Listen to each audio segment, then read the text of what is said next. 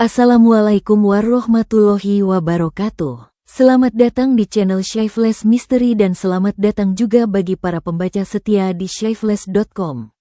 Kali ini, kami akan bawa Anda menelusuri sebuah kisah yang begitu nyata, begitu misterius, dan begitu menegangkan.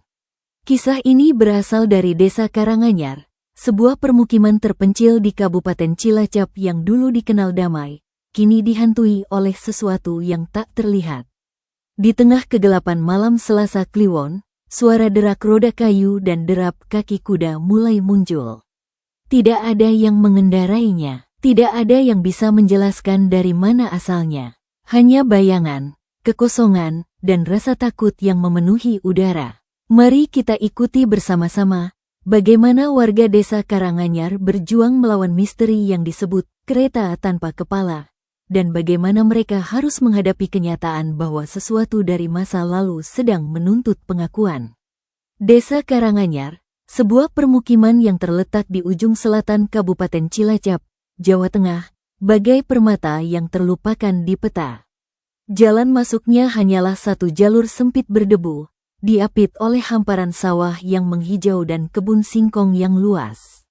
Listrik baru masuk 10 tahun silam, dan sinyal telepon seluler adalah kemewahan yang hanya bisa dinikmati di bukit kecil dekat balai desa.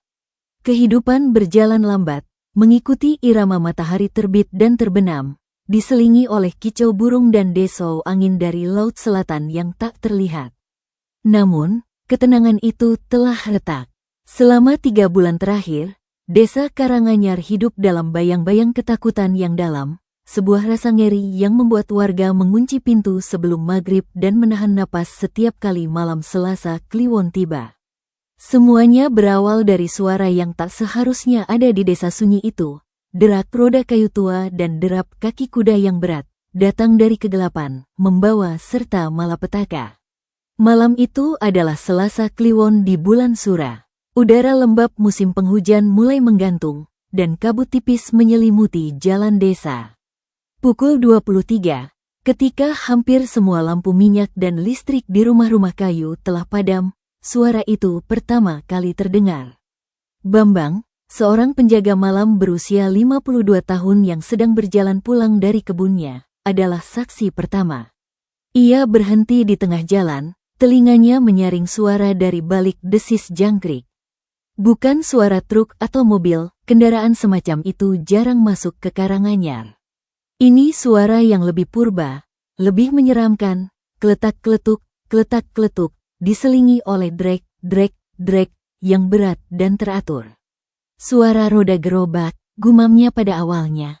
Tapi gerobak apa yang berjalan pada jam segini? Dan derapnya, terlalu berat untuk sapi atau kerbau. Itu seperti suara kuda besar.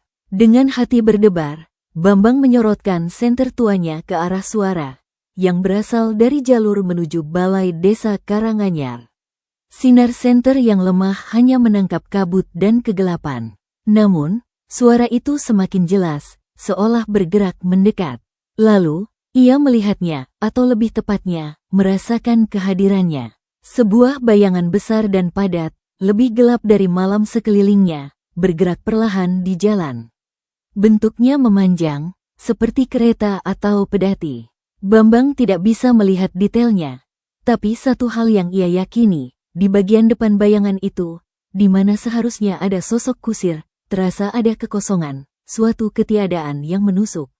Suara itu lewat tepat di depannya, sekitar 15 meter, lalu berangsur menghilang ke arah utara, meninggalkan keheningan yang lebih mencekam daripada sebelumnya. Bau aneh, campuran antara tanah basah, kayu lapuk, dan sesuatu yang manis sekaligus busuk, mengambang sesaat di udara sebelum hilang.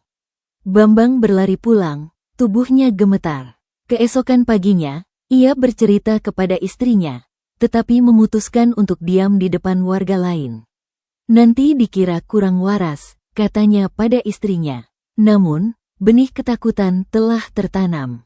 Malapetaka pertama datang 7 hari kemudian, pada Selasa Kliwon berikutnya. Sukardi, pemuda berusia 28 tahun yang dikenal sebagai pekerja keras dan periang, harus pulang larut dari membantu tetangga memperbaiki atap. Pukul 23.30, ia melintasi jalan yang sama seperti yang dilalui Bambang seminggu sebelumnya. Suara derak roda dan derap kuda terdengar lagi, kali ini lebih dekat, seolah mengejarnya. Menurut pengakuan seorang nenek yang kebetulan terbangun dan mengintip dari jendela, ia melihat Sukardi berhenti, tubuhnya kaku, menatap kosong ke arah kegelapan. Lalu, Sukardi berteriak, teriakan pendek yang tercekik, sebelum terjatuh ke parit. Ia ditemukan pagi harinya oleh anak-anak yang akan ke sekolah. Sukardi masih hidup, tetapi matanya terbuka lebar, pupilnya terdilatasi, hanya menatap langit. Ia tidak bisa bicara, tidak mengenali siapapun, bahkan ibunya sendiri. Tubuhnya dingin dan berkeringat dingin. Dokter dari puskesmas pembantu hanya bisa mendiagnosis syok berat dan trauma psikis yang mendalam. Sukardi dibawa ke rumah sakit di kota, tetapi kondisinya tidak membaik. Ia seperti kehilangan jiwanya, tinggal tubuh yang bernapas. Desa Karanganyar mulai gempar. Kisah Bambang akhirnya terungkap, dan ketakutan yang semula personal menjadi kolektif. Setelah insiden Sukardi, warga mulai waspada.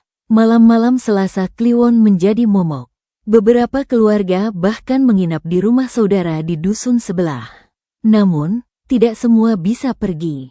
Pada Selasa Kliwon ketiga, kereta tanpa kepala itu muncul lagi. Kali ini, suaranya terdengar hingga ke pemukiman padat di sekitar balai desa.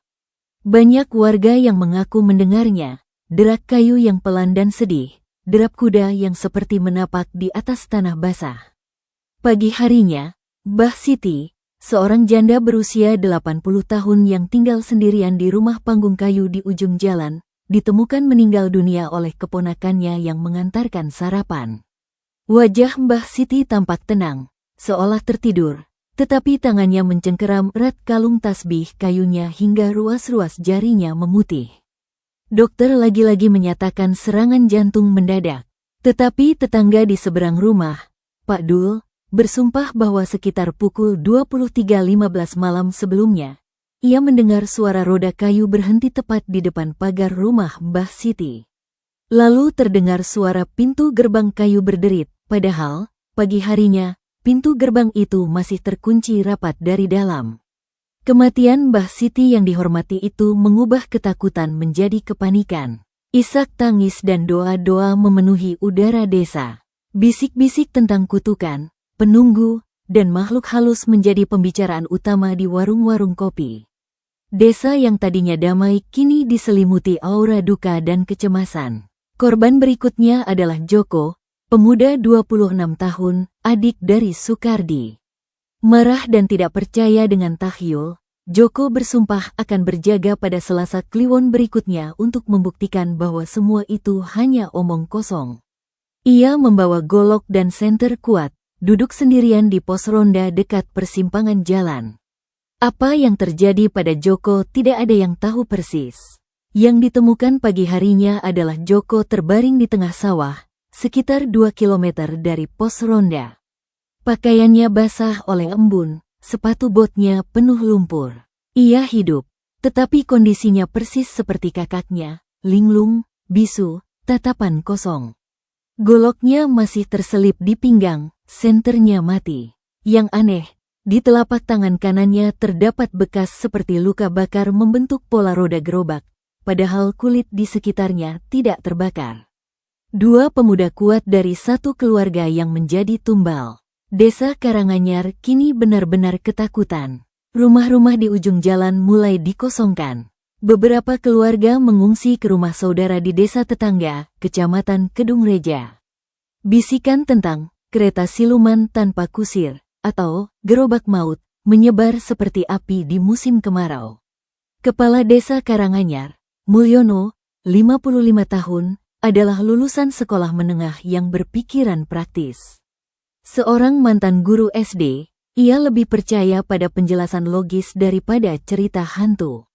Namun, dengan dua pemuda trauma dan seorang warga meninggal, ia tidak bisa lagi menutup mata.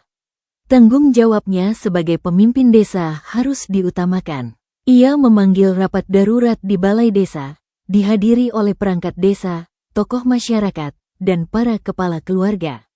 Suasana ruangan tebal oleh asap rokok kretek dan ketegangan. Kita tidak bisa terus-terusan lari, suara Mulyono tegas, memecah keheningan. Desa kita akan jadi desa hantu jika warga terus mengungsi. Perekonomian sudah mulai terganggu. Anak-anak tidak berani sekolah jika maghrib. Ini harus kita hadapi bersama-sama. Setelah debat panjang, diputuskan untuk memperketat sistem ronda malam, khususnya pada malam Selasa Kliwon. Ronda tidak lagi dilakukan per RT, tetapi dikonsentrasikan dengan personel terpilih dan berani. 5 warga direkrut sebagai tim inti. 1. Pak Karno, 54 tahun. Mantan tentara, berpengalaman, berwatak keras dan tidak mudah takut. 2. Pak Sutrisno, 50 tahun. Tukang kayu dan sesepuh yang sangat mengenal setiap jengkal tanah Karanganyar. 3. Herman, 36 tahun. Sopir truk yang sering bolak-balik ke kota, berbadan besar dan percaya diri. 4. Bayu, 32 tahun. Petani muda yang gesit dan penasaran, keponakan Pak Karno. 5. Dan yang paling kontroversial, Joko, 26 tahun. Meski kondisinya masih lemah dan sering bengong, Mulyono bersikeras melibatkannya. Mungkin dengan menghadapi lagi sumber ketakutannya, ingatannya bisa pulih. Atau setidaknya, kita bisa melihat reaksinya, argumennya. Mereka sepakat berjaga bersama pada Selasa Kliwon berikutnya, dengan berpusat di balai desa. Perlengkapan disiapkan, senter besar bertenaga aki, beberapa tongkat kayu keras, kamera ponsel untuk dokumentasi, dan perbekalan untuk semalam. Malam yang ditunggu-tunggu sekaligus ditakuti itu akhirnya tiba. Udara terasa lebih dingin dari biasanya, meski kalender menunjukkan musim penghujan hampir berakhir. Di balai desa, lampu Petromax menyala terang. Kelima anggota ronda plus Mulyono duduk melingkar, mencoba mengobrol santai, tetapi kegelisahan terpancar jelas dari raut wajah mereka. Joko duduk di sudut, membungkus diri dengan sarung, tatapannya kadang kosong, kadang berkedip cepat seolah melihat sesuatu yang tidak terlihat. Pukul 23 lewat. Suasana semakin mencekam. Anjing-anjing di sekitar balai desa, yang sebelumnya tenang, tiba-tiba mulai menggonggong serentak. Bukan gonggongan biasa, melainkan lolongan ketakutan yang tinggi, diikuti oleh suara lolongan anjing dari kejauhan, seolah membentuk rantai ketakutan yang merambat di sepanjang desa. Lalu, di balik hiruk-pikuk gonggongan itu, suara itu muncul lagi. Krek, krek, krek. Duk, duk, duk. Lebih keras, lebih dekat. Dari arah selatan, bisik Pak Sutrisno, tangannya sudah memegang erat tongkat kayu. Mulyono memberi isyarat. Mereka semua berdiri, mengambil posisi di beranda balai desa yang terbuka. Senter-senter besar dinyalakan, menyapu jalan di depan mereka seperti pedang cahaya. Dari ujung jalan, di balik kabut malam yang semakin pekat, sebuah bentuk mulai membesar.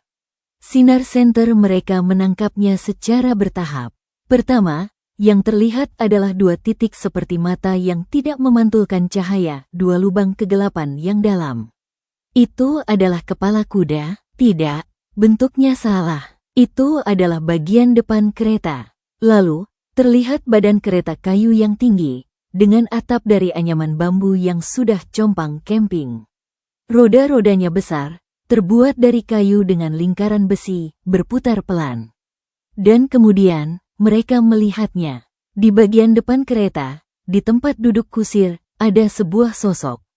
Sosok itu mengenakan baju lengan panjang dan topi lebar yang khas seperti pakaian zaman dahulu. Namun, di mana seharusnya ada kepala, hanya ada kegelapan. Leher baju itu kosong, terhubung langsung ke bahu.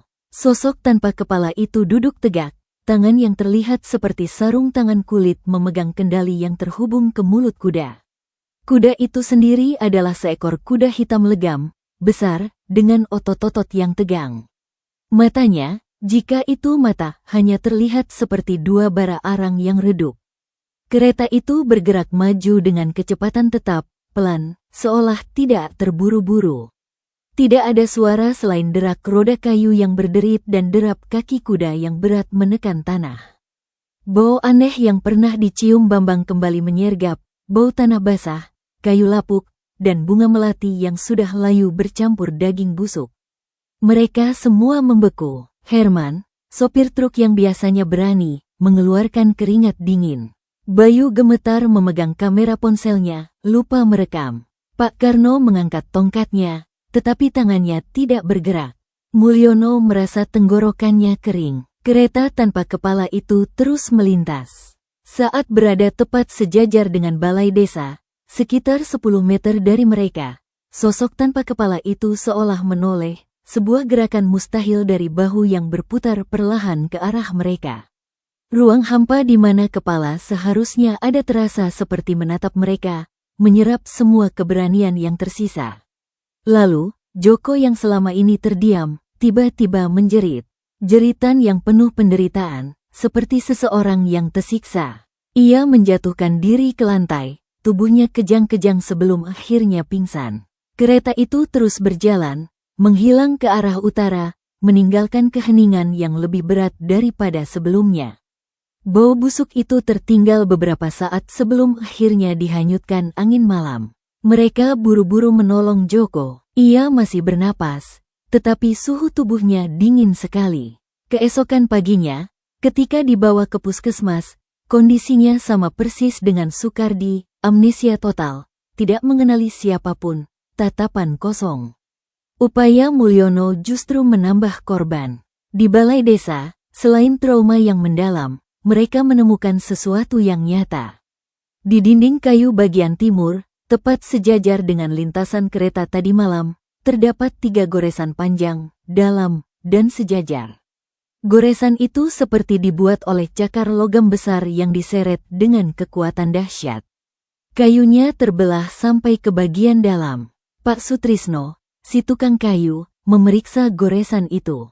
Wajahnya pucat. Ini baru, gumamnya. Dan ini bukan dibuat oleh manusia dengan alat biasa.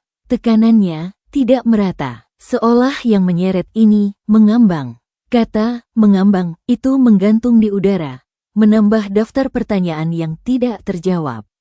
Keesokan harinya, saat matahari sudah tinggi dan keberanian sedikit kembali, Mulyono memimpin tim kecil Pak Karno, Pak Sutrisno, dan Bayu untuk menyelidiki lokasi kejadian.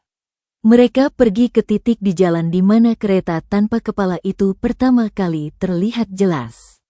Tanah di jalan desa itu berdebu dan agak lembab. Dan di sana, mereka menemukannya, jejak roda. Jejaknya jelas, membekas dalam. Pola roda kayu dengan lingkaran besi, lebar sekitar 10 cm.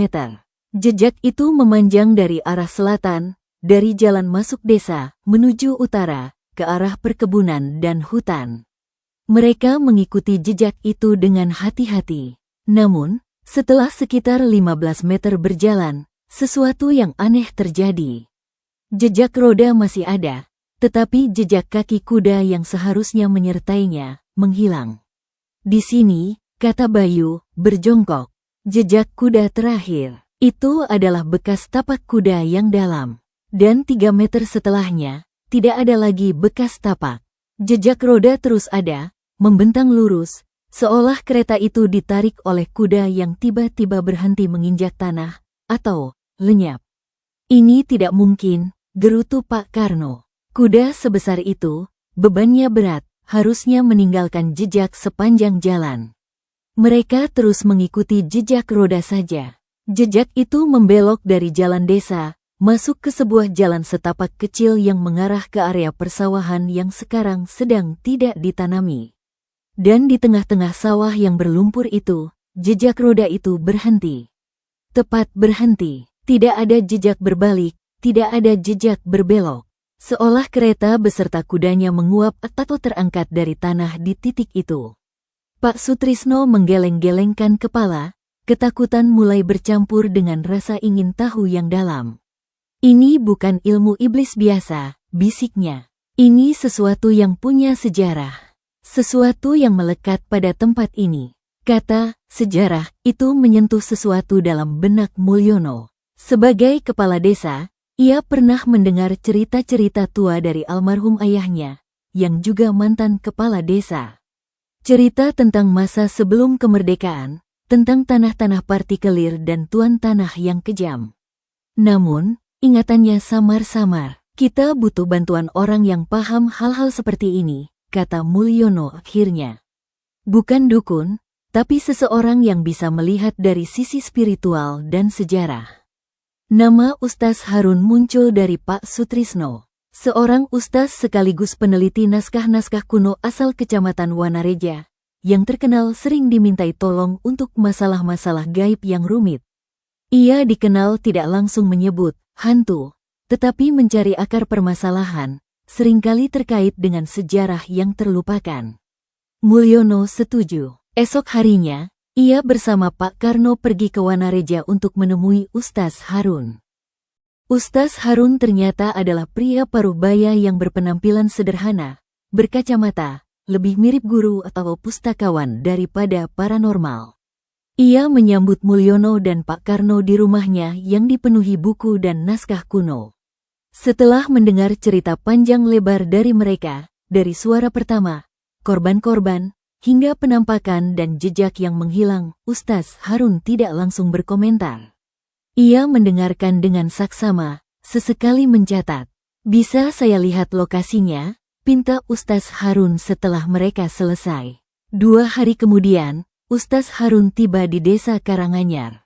Ia langsung diajak ke balai desa untuk melihat goresan di dinding. Ia mengamati goresan itu lama-lama, meraba teksturnya, bahkan menciumnya. Ada energi negatif yang kuat di sini, katanya pelan. Tapi ini hanya efek samping, bukan sumbernya. Kemudian, mereka mengajaknya ke sawah tempat jejak roda berakhir. Jejak sudah agak memudar oleh terik matahari, tetapi masih terbaca. Ustaz Harun berjalan mengikuti jejak roda mundur, dari sawah kembali ke jalan desa. Di titik di mana jejak kuda menghilang, ia berhenti. Ia mengeluarkan sebuah kompas kecil dari sakunya. Jarum kompas berputar pelan, tidak stabil, sebelum akhirnya menunjuk ke arah utara, bukan ke utara magnet, tetapi ke arah hutan di utara desa. Menarik, gumam Ustaz Harun. Jarum ini tidak menunjuk ke sumber magnet, tapi ke sumber energi. Energi itu berasal dari sana. Ia menunjuk ke arah hutan. Dan jejak ini adalah jejak memori. Bukan jejak fisik sepenuhnya. Maksudnya, Ustaz, tanya Mulyono bingung. Kereta yang kalian lihat mungkin adalah penampakan, sisa ingatan dari sebuah peristiwa tragis yang terpatri kuat di tempat ini. Tapi dampaknya nyata, korban-korbannya nyata. Artinya, ingatan itu sudah menjadi entitas sendiri.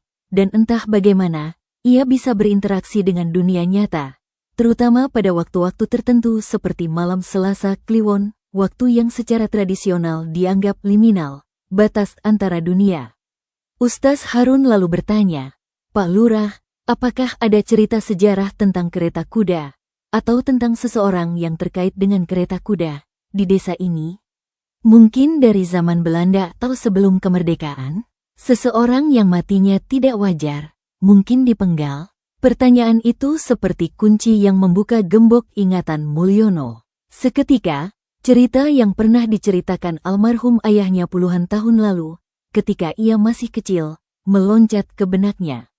Ada, kata Mulyono, suaranya bergetar. Ada cerita tentang seorang tuan tanah yang sangat kejam. Namanya Raden Arya Suryaningrat, tapi warga sini dulu memanggilnya Juragan Gagak, karena sifatnya yang hitam. Bab 7, Kisah si Juragan Gagak. Di beranda balai desa, ditemani secangkir kopi pahit, Mulyono mulai bercerita, dengan Ustaz Harun mendengarkan intens. Ini cerita dari ayah saya, yang dapat dari kakek buyut saya. Sekitar akhir abad ke-19, daerah Karanganyar dan sekitarnya adalah tanah partikelir milik seorang priyayi bernama Raden Arya Suryaningrat. Ia bukan bangsawan tinggi, tetapi punya hubungan dengan penguasa kolonial, sehingga diberi hak atas tanah yang luas. Raden Arya Suryaningrat, sang Juragan Gagak, dikenal sangat kejam dan tamak. Ia memaksa penduduk desa, yang sebagian besar adalah buruh tani, untuk bekerja di perkebunan tebu dan kopinya tanpa upah yang layak. Kerjanya dari subuh sampai maghrib, dengan cambuk sebagai pengawas. Ia tinggal di sebuah rumah besar di bukit, lokasinya sekarang menjadi kebun campuran, dan selalu berkeliling dengan kereta kuda hitamnya yang mewah, dikendarai oleh seorang kusir pribadi. Katanya, ia suka pamer kekuasaan. Keretanya selalu dikendarai cepat, tidak peduli ada anak-anak atau warga di jalan. Beberapa orang pernah terlindas, tapi yang paling kejam adalah soal tanah. Ia sering memindahkan patok tanah, merebut sawah warga yang subur dengan dalih hutang yang dibuat-buat. Puncak kebencian terjadi ketika musim paceklik panjang melanda. Hasil panen gagal, warga kelaparan. Suryaningrat justru menimbun hasil kebunnya di gudang, menunggu harga naik, sambil tetap memaksa warga bekerja. Suatu hari, seorang petani tua bernama Kromo, leluhur dari keluarga Pak Sutrisno, berani menentangnya, meminta agar warga diberi sedikit jagung dari gudang untuk bertahan hidup. Suryaningrat marah besar. Di depan umum, ia menghukum Kromo dengan cara diikat di belakang keretanya, lalu diseret sepanjang jalan desa dari ujung selatan sampai ke batas utara. Kromo tewas dengan kondisi yang mengerikan. Kematian Kromo itu jadi percikan api, lanjut Mulyono. Warga yang sudah lama menahan amarah, akhirnya meledak. Mereka merencanakan pemberontakan. Pada suatu malam, konon juga malam Selasa Kliwon, sekumpulan warga, dipimpin oleh anak-anak Kromo, menyergap Suryaningrat yang sedang pulang sendirian dengan keretanya dari kota. Mereka menyeretnya turun, dan di tengah jalan, tepat di depan balai desa yang waktu itu masih berupa pondok kecil, mereka memenggal kepalanya dengan golok. Ustaz Harun mengangguk pelan, seperti mulai memahami puzzle yang tersusun. Kepalanya hilang, Mulyono melanjutkan, suaranya semakin lirih. Menurut cerita, anak-anak Kromo melemparkan kepala itu ke dalam sumur tua di hutan utara, sebagai tumbal agar arwahnya tidak bisa menyatu dan mencari kepala itu untuk selamanya. Mayatnya yang tanpa kepala dikubur secara diam-diam di suatu tempat di hutan utara juga, tapi tidak dipeti, hanya dibungkus kain dan dikubur dangkal. Kereta dan kudanya dibiarkan begitu saja di tempat kejadian. Konon, beberapa hari kemudian, kereta dan kuda itu hilang. Ada yang bilang dibakar warga, ada yang bilang menghilang sendiri. Ustaz Harun menarik napas dalam. Jadi, ada 3 elemen yang terpisah. Kepala yang hilang di sumur, tubuh tanpa kepala di kuburan dangkal, dan kereta, kuda yang hilang. Arwah Raden Arya Suryaningrat, karena kematiannya yang penuh kekerasan dan tidak lengkap, terperangkap. Ia masih mencari kepalanya, dan ingatan akan kematiannya, dalam wujud kereta kuda yang biasa ia kendarai, terus terulang setiap malam Selasa Kliwon, mengikuti rute terakhirnya, dari selatan, pulang dari kota, menuju utara, ke arah kuburannya. Tapi kenapa sekarang baru muncul? Dan kenapa membawa korban? Tanya Pak Karno. Energi negatif seperti ini bisa tertidur selama bertahun-tahun, jelas Ustaz Harun. Bisa terbangun oleh gangguan pada tanah, oleh perubahan energi di lokasi, atau bahkan oleh ketakutan kolektif yang intens. Korban-korbannya, mungkin mereka yang secara tidak sengaja, bersinggungan dengan penampakan itu. Sukardi dan Joko mungkin melihat sesuatu yang seharusnya tidak mereka lihat, sehingga kesadarannya seperti tertarik atau terpental.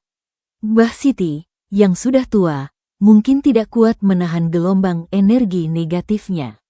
Jejak di tangan Joko itu, seperti kep dari roda kereta itu sendiri. Lalu apa yang harus kita lakukan? Desak Mulyono. Kita tidak bisa terus seperti ini. Kita harus memutus siklusnya, kata Ustaz Harun tegas. Kita harus menemukan 3 elemen itu, kuburan tubuhnya, sumur tempat kepalanya, dan sisa-sisa kereta, kuda, atau setidaknya lokasi di mana ingatan kereta itu paling kuat. Kita harus melakukan semacam ritual pelepasan, menyatukan kembali konsep kepala dan tubuhnya secara spiritual, lalu menguburkannya dengan layak dan mendoakannya. Baru mungkin arwah itu bisa tenang. Rencana itu terdengar berbahaya dan tidak masuk akal. Tapi melihat alternatifnya, desa yang terus diteror, warga yang terus mengungsi, Mulyono dan yang lain setuju.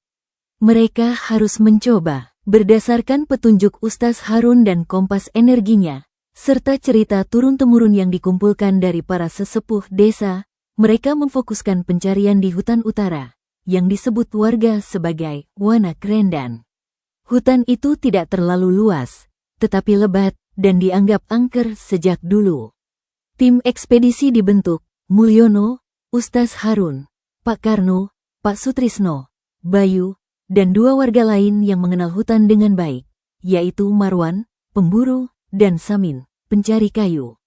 Mereka membawa peralatan sederhana, cangkul, linggis, tali, senter, air, serta beberapa jimat dan air doa dari Ustaz Harun. Hari pertama, mereka mencari lokasi sumur tua. Berdasarkan cerita, sumur itu berada di dekat sebuah batu besar berbentuk seperti kepala ular. Setelah berjam-jam berjalan dan tersesat beberapa kali, Marwan akhirnya menemukan batu itu. Dan di sebelahnya, tersembunyi di bawah semak belukar yang sangat rapat, terdapat sebuah lubang. Itu bukan sumur dalam, melainkan lebih seperti sumur kuno yang dangkal, mungkin hanya sedalam 3 meter. Airnya hitam pekat dan berbau anyir. Ustaz Harun mendekat, membaca doa. Ia merasakan getaran energi yang sangat kuat dan negatif dari lubang itu. Ini tempatnya, bisiknya. Kepalanya ada di dasar sana. Tapi kita tidak bisa mengangkatnya secara fisik. Air ini sudah tercemar energinya selama lebih dari seabad. Sebagai gantinya, Ustaz Harun melakukan sebuah ritual kecil di tepi sumur. Ia mengambil segenggam tanah dari tepi sumur, membungkusnya dengan kain putih yang telah didoakan, dan berkata, ini sebagai representasi dari elemen kepala. Kita bawa ini. Hari kedua, mereka mencari kuburan tubuh. Ini lebih sulit. Petunjuknya hanya kuburan dangkal di bawah pohon beringin tua. Pohon beringin di hutan itu ada beberapa. Mereka harus mencari yang paling tua. Setelah sehari penuh, di saat matahari hampir terbenam, Pak Sutrisno menemukan sebuah pohon beringin yang sangat besar, dengan akar gantung yang seperti tirai. Di salah satu sisi pohon, tanahnya terlihat cekung tidak wajar, seperti pernah digali. Dengan hati-hati, mereka mulai menggali. Tidak terlalu dalam, sekitar setengah meter, cangkul Pak Karno membentur sesuatu yang keras tapi rapuh. Mereka membersihkan tanah dengan tangan. Yang mereka temukan bukan peti mati, melainkan sisa-sisa kayu yang sudah hancur lebur, bercampur dengan tanah. Dan di antara serpihan kayu itu, terdapat potongan-potongan kain beludru hitam yang sudah lapuk, tetapi masih menunjukkan kualitasnya yang bagus. Juga, beberapa kancing perak yang berkarat. Tidak ada tulang belulang. Sepertinya tulang-tulang itu sudah menyatu dengan tanah. Ini dia, kata Ustaz Harun dengan hikmat. Kuburan Raden Arya Suryaningrat. Ia mengambil segenggam tanah dari kuburan itu, membungkusnya dengan kain putih lain. Ini representasi tubuh. Saat mereka sedang melakukan ritual pengambilan tanah, angin tiba-tiba berhembus kencang, memutar-putar daun di sekitar pohon beringin. Suara gemerisik seperti bisikan marah terdengar. Tapi Ustaz Harun terus membaca doa dengan khusyuk, dan angin itu perlahan mereda. Hari ketiga adalah yang paling misterius, mencari lokasi, ingatan, kereta. Ustaz Harun menjelaskan, mereka tidak perlu menemukan kereta fisiknya, tetapi tempat di mana energi sisa peristiwa pembunuhan dan hilangnya kereta itu paling kuat terpateri. Mereka kembali ke lokasi di sawah tempat jejak roda berakhir. Ustaz Harun menggunakan kompas dan juga merasakan aliran energi dengan instingnya. Ia berjalan perlahan, mata tertutup setengah, seperti merasakan sesuatu yang tidak terlihat. Ia berjalan dari sawah, menyusuri jalan setapak, menuju sebuah area terbuka di pinggir hutan. Area itu sekarang ditumbuhi semak berduri, tetapi pola tanahnya berbeda, lebih rata, seperti bekas lapangan atau tempat parkir kendaraan zaman dulu. Di sini, kata Ustaz Harun membuka mata. Disinilah dulu kereta dan kuda itu dibiarkan, sebelum akhirnya hilang. Energi ketidakpuasan, kemarahan, dan keterikatan pada kendaraannya sangat kuat di sini. Ia mengambil segenggam tanah dari tempat itu sebagai representasi elemen ketiga, kendaraan. Kini, mereka telah mengumpulkan ketiga representasi elemen yang terpisah, kepala, tanah sumur, tubuh, tanah kuburan, dan kendaraan, tanah lokasi kereta. Ustaz Harun memutuskan bahwa ritual pelepasan harus dilakukan di tempat yang netral, jauh dari pemukiman, tetapi masih dalam wilayah desa. Ia memilih sebuah tebing tinggi di perbatasan selatan desa, yang menghadap ke lembah sungai. Tempat itu disebut Jurang Telo, dan dianggap sebagai tempat perbatasan antara dunia desa dan alam liar. Ritual dijadwalkan pada siang hari, di bawah terik matahari, untuk meminimalkan pengaruh energi malam.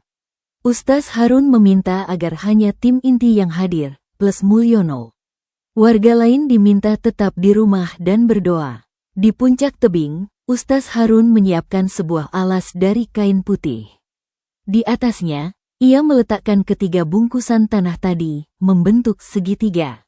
Di tengah-tengahnya, ia menaruh sebuah mangkuk tembaga berisi air yang telah didoakan. Ritual dimulai dengan pembacaan ayat-ayat suci untuk perlindungan. Suara Ustaz Harun yang tenang namun penuh wibawa bergema di tebing yang sunyi. Lalu, ia mulai bercerita, namun bukan sebagai narasi, melainkan sebagai sebuah pengakuan dan pemanggilan. Wahai Raden Arya Suryaningrat, atau siapapun engkau yang masih bergentayangan di tanah Karanganyar. Kami datang bukan sebagai musuh. Kami datang sebagai manusia yang ingin mengakhiri penderitaan, baik penderitaanmu maupun penderitaan warga yang kini ketakutan. Ia menceritakan kembali sejarah sang juragan gagak, tetapi kali ini dengan nada yang netral, mengakui kekejamannya tetapi juga mengakui ketidakadilan yang mungkin ia alami dalam kematiannya, kematian tanpa kepala, tanpa penguburan yang layak. Kepalamu telah hilang, tubuhmu terpisah, kendaraanmu lenyap.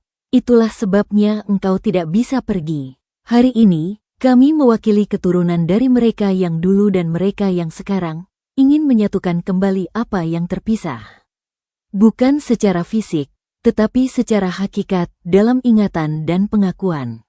Satu persatu, Ustaz Harun membuka bungkusan tanah. Tanah dari sumur, kepala, dicampurkan ke dalam mangkuk tembaga. Lalu tanah dari kuburan, tubuh. Terakhir, tanah dari lokasi kereta, kendaraan. Ia mengaduknya perlahan dengan tangannya, sambil terus melantunkan doa-doa untuk pengampunan dan ketenangan. Saat ketiga tanah itu bercampur, sesuatu yang aneh terjadi. Meski siang bolong, awan tiba-tiba menutupi matahari, membuat area tebing menjadi remang-remang. Angin yang sebelumnya tenang, mulai berhembus kencang, namun anehnya, tidak menyentuh mangkuk tembaga atau kain alas. Angin itu berputar di sekeliling mereka, membawa suara yang samar-samar, seperti derak roda kayu, seperti ringkik kuda, dan seperti erangan panjang. Mulyono dan yang lain merinding, tetapi Ustaz Harun tetap tenang. Ia mengangkat mangkuk tembaga berisi campuran tanah dan air itu tinggi-tinggi. Dengan ini, kami nyatakan bahwa apa yang terpisah telah disatukan. Kepala, tubuh, dan kendaraanmu telah bertemu kembali dalam pengakuan ini. Tidak ada lagi yang tercecer. Tidak ada lagi alasan untuk gentayangan. Kembalilah kepada ketenangan. Maafkanlah yang masih hidup, dan mintalah maaf atas kesalahanmu. Pergilah dengan damai. Lalu, dengan gerakan pelan namun pasti, Ustaz Harun menuangkan isi mangkuk itu ke tepi jurang. Tanah dan air yang keruh jatuh ke lembah di bawah, menghilang di antara bebatuan dan semak. Saat tetesan terakhir jatuh, angin yang berputar tiba-tiba berhenti. Awan yang menutupi matahari perlahan bergeser, dan cahaya matahari kembali menyinari tebing dengan terang. Suasana yang sebelumnya berat dan mencekam, seolah mencair, digantikan oleh keheningan yang damai. Ustaz Harun menarik napas panjang, wajahnya terlihat lelah tetapi lega. Selesai, katanya. Kita telah memutus siklusnya. Sekarang, kita harus mengubur sisa-sisa representasi ini dengan layak di tempat yang tenang. Mereka menggali lubang kecil di dekat sebuah pohon rindang di tepi tebing, mengubur kain putih dan sisa-sisa tanah yang tidak terpakai, lalu menandainya dengan batu biasa. Tidak ada nisan, hanya pengakuan bahwa sesuatu telah berakhir. Perjalanan pulang dari jurang Telo terasa berbeda. Udara terasa lebih ringan, suara burung dan jangkrik terdengar lebih nyaring, seolah alam juga merasakan perubahan. Malam itu adalah Selasa Kliwon. Desa Karanganyar kembali sunyi. Warga masih mengunci diri di rumah dengan ketakutan. Tim inti dan Mulyono kembali berkumpul di balai desa, menunggu dengan harap-harap cemas. Ustaz Harun memutuskan untuk menginap, ingin memastikan hasil ritualnya. Pukul 23 lewat. Tidak ada suara derak roda. Tidak ada derap kuda. Anjing-anjing tidak menggonggong histeris. Hanya keheningan malam yang normal. Pukul 0. Pukul 1 hingga subuh. Tidak ada penampakan, tidak ada musibah. Keesokan paginya, kabar baik menyebar. Untuk pertama kalinya setelah 3 bulan, malam Selasa Kliwon berlalu tanpa insiden. Warga mulai berani membuka jendela, keluar rumah. Senyum dan tawa, meski masih tertahan, mulai kembali. Beberapa hari kemudian, keajaiban kecil terjadi. Joko, yang terbaring di rumah dengan tatapan kosong, tiba-tiba bangun dari tempat tidurnya saat ibu sedang memberinya makan. Ia menatap ibunya, dan dengan suara serak yang lama tidak terdengar, berkata, "Ma, aku lapar." Kesadarannya perlahan kembali. Ingatannya tentang kejadian malam itu masih kosong, tetapi ia mulai mengenali keluarga dan lingkungannya. Sukardi, di rumah sakit, juga menunjukkan kemajuan signifikan. Dokter melaporkan aktivitas otaknya yang mulai normal. Desa Karanganyar perlahan-lahan bangkit. Warga yang mengungsi mulai pulang. Aktivitas ekonomi kembali berjalan. Anak-anak kembali bermain di sore hari. Namun, luka itu tidak serta-merta hilang. Goresan di dinding balai desa tetap ada, dan Mulyono memutuskan untuk tidak menutupnya. "Biarlah ini jadi pengingat," katanya pada rapat desa. Pengingat akan sejarah kelam yang harus kita akui, dan pengingat bahwa ketakutan bisa kita hadapi jika kita bersatu dan mencari akar masalahnya, bukan justru lari. Ustaz Harun pulang ke Wanareja, tetapi berjanji akan berkunjung kembali. Ia berpesan kepada Mulyono untuk merawat kuburan simbolik di Jurang Telo, dan mungkin suatu saat mendirikan tempat peringatan sederhana untuk semua korban, baik korban kekejaman Juragan Gagak di masa lalu, maupun korban ketakutannya di masa kini. Kisah kereta tanpa kepala dari Karanganyar perlahan memudar dari pembicaraan sehari-hari, menjadi legenda yang diceritakan dari generasi ke generasi. Namun, setiap malam Selasa Kliwon, beberapa warga tua masih akan mendengarkan dengan seksama. Dan kadang, di saat-saat paling sunyi, mereka mungkin masih membayangkan mendengar derak roda jauh di kejauhan, bukan sebagai ancaman, tetapi sebagai gema dari sejarah yang akhirnya telah beristirahat. Desa Karanganyar kembali tenang, sawah menghijau, kebun singkong berbuah, dan kehidupan berjalan seperti sedia kala. Namun, di balik ketenangan itu, tersimpan pelajaran berharga, bahwa terkadang, hantu yang paling menakutkan bukanlah yang datang dari alam lain, melainkan yang lahir dari luka sejarah yang belum sembuh, menunggu untuk diakui, sebelum akhirnya dapat pergi untuk selamanya. Desa Karanganyar kembali tenang, sawah menghijau, kebun singkong berbuah, dan kehidupan berjalan seperti sedia kala. Namun, di balik ketenangan itu, tersimpan pelajaran berharga, bahwa terkadang, hantu yang paling menakutkan bukanlah yang datang dari alam lain, melainkan yang lahir dari luka sejarah yang belum sembuh, menunggu untuk diakui, sebelum akhirnya dapat pergi untuk selamanya. Terima kasih telah menyaksikan hingga akhir kisah ini di channel Shyflash Mystery dan membacanya di shyflash.com. Jika Anda merasa kisah ini menarik, bantu kami dengan menekan tombol like, tulis komentar, dan share ke teman-teman Anda agar lebih banyak orang yang mengetahui misteri ini. Sampai jumpa. Wassalamualaikum warahmatullahi wabarakatuh.